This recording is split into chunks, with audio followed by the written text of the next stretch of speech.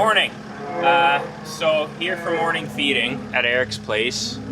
I feed here every morning is the plan, and this morning I have to feed at both dairies, and I have to bring corn silage from this dairy to Jim's dairy this morning. So just gonna clean up the refusals there. This is our feed pusher till we get our feed pusher unit sorted out. Mr. Juno. Straw bale actually works really good. Sorry I haven't been filming very much of the dairy side. I will once it slows down a bit here. But yeah, so things are going good. The cows are having a hard time adjusting from 3X to 2X. You open up that gate and they just want to go right to the milking parlor. So cows actually want to be milked, if you didn't know that. Especially when you go from 3X to 2X. There's a bit of pressure on those udders, but we'll clean up the refusals and start making the milk cow mix.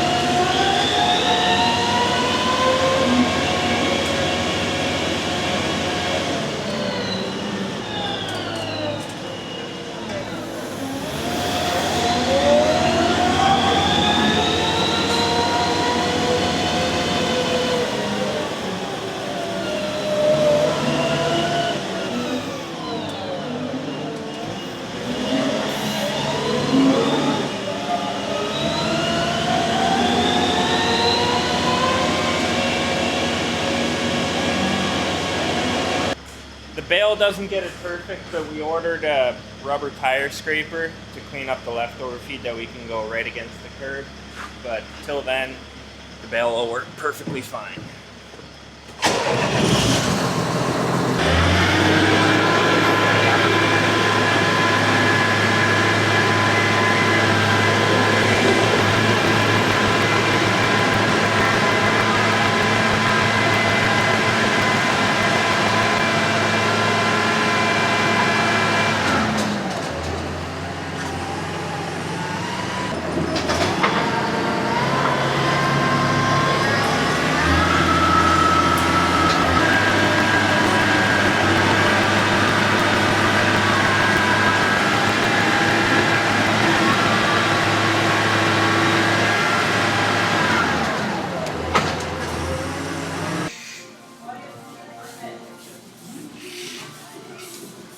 Definition of a power couple?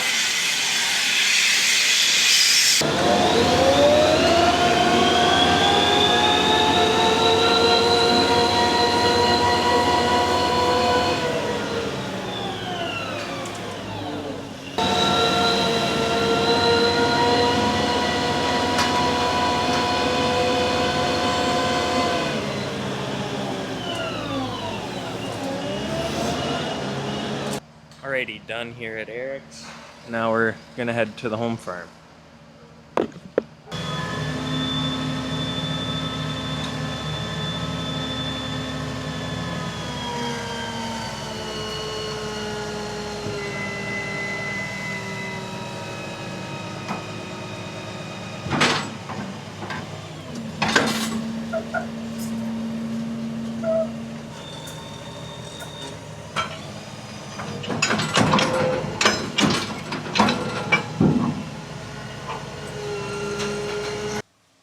We'll go feed some cows here, and then we'll go for breakfast. On the second cow mix here,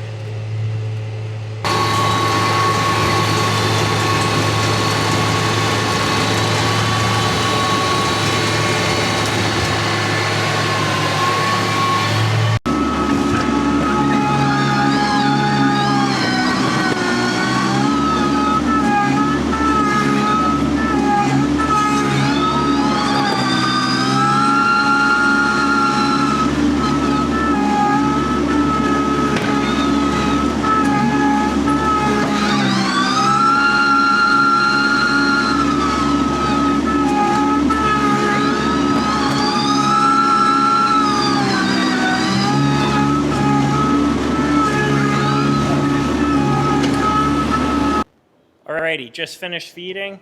Had a busy morning. Fed 6 mixes, 2 farms, and hauled 20 ton of corn silage 30 kilometers away, and I'm done before 8. So yeah, we have the 7630 on the mixer because the 7330 we put a new rat in and we're waiting for a new sending unit. So yeah, this is the feed room at the home farm. Straw, canola, soya, 7-day blend, and high moisture corn coming out of that silo. So we'll go for a quick breakfast, and then we're gonna go plant some oats this afternoon. Let's go!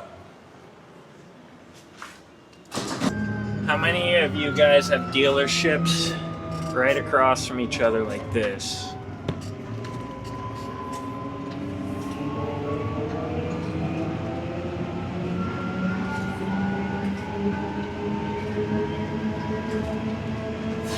It's handy and it's kind of funny. They're right across from each other.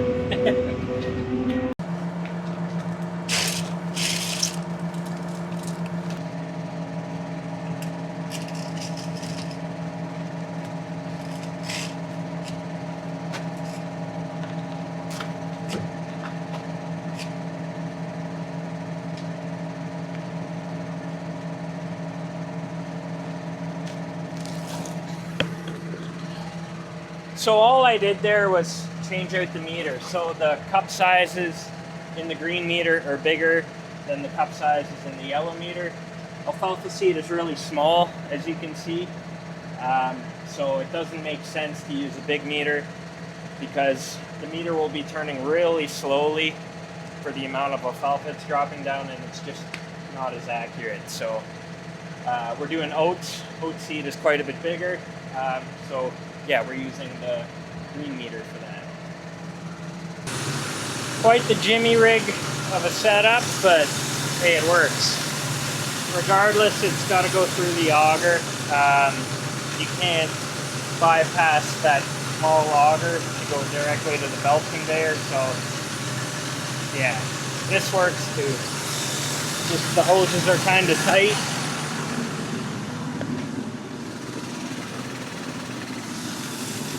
Hey, it works. So we'll load this up and then go get the air seeder.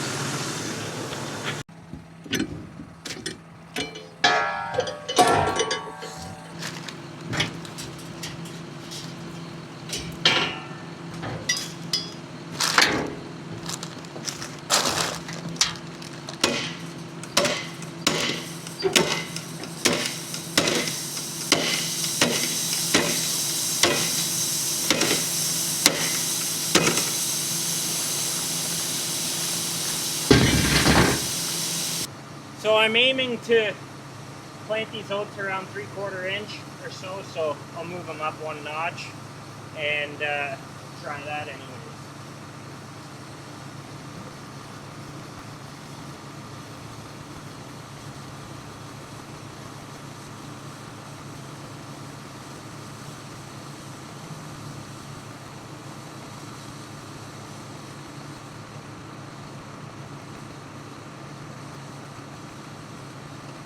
So we're loaded up. Gonna do a meter calibration now, so we'll go into the isobus. Oh.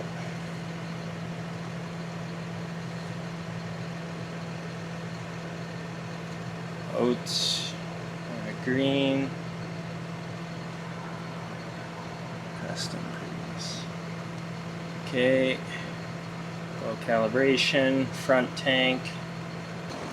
Now, since oats are cheap, I'm going to do this the quick way and just dump the first little bit on the ground.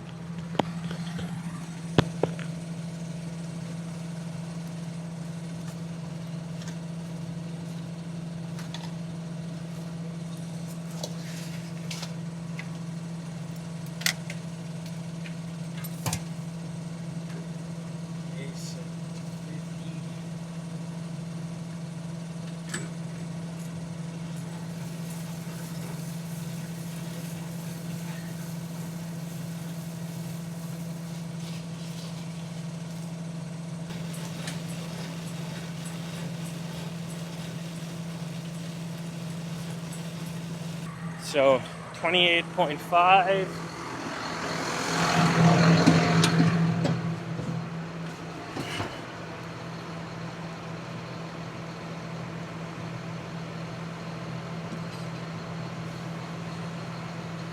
Alrighty. And we're gonna aim for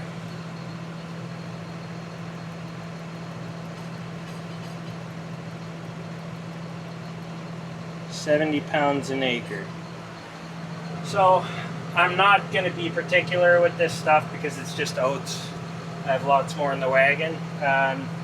It's just a cover crop. That's all it is.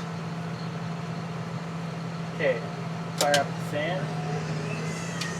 And we'll go dump that test bag in and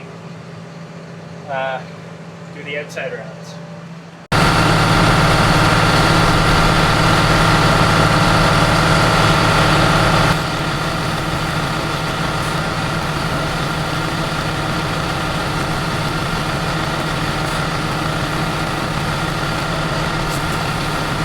That's why you order air brakes on your tractor.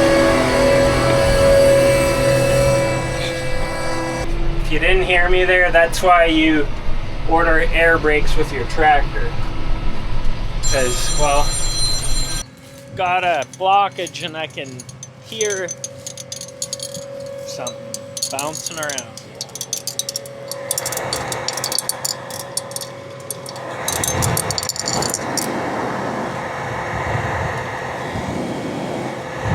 Number 8 was having issues. So far so good. Going into moisture here. Let's see if we can find some seed.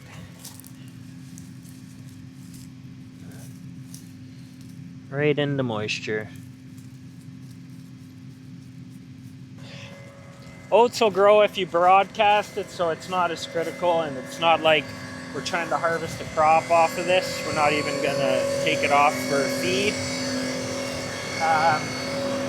Yeah. Walking the dog.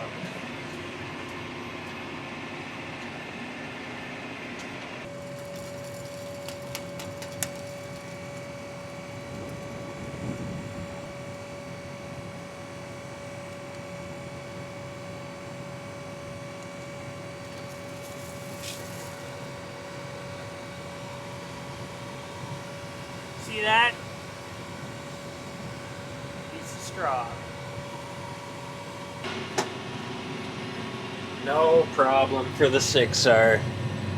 It's probably, I don't know, 100 feet in elevation change here. And I don't even have any weight in the cart.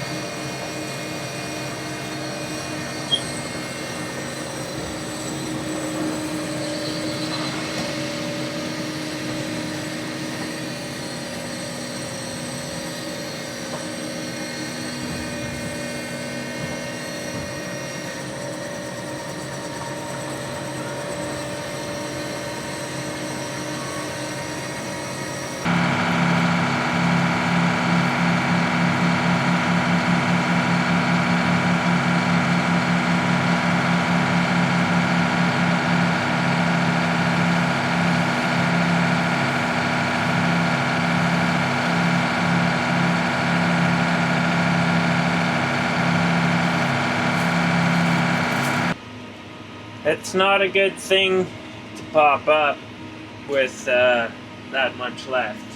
So we're gonna see how this goes. Cut back my rate. There's a bunch of straw left in the bottom, so that's why a bunch of them are probably plugged, but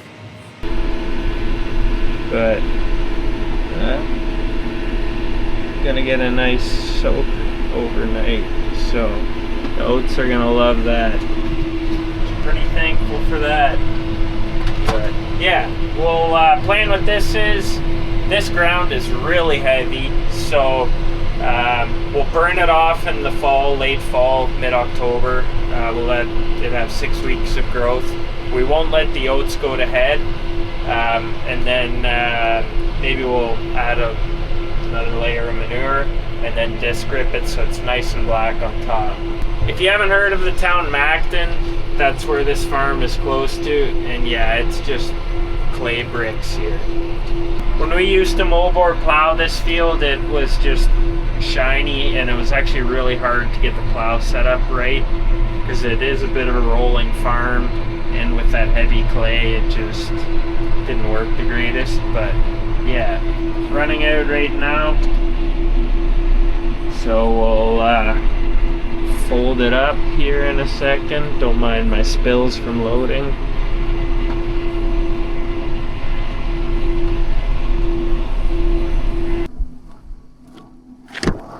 Oh baby, we got some Harveys. I'm gonna need that.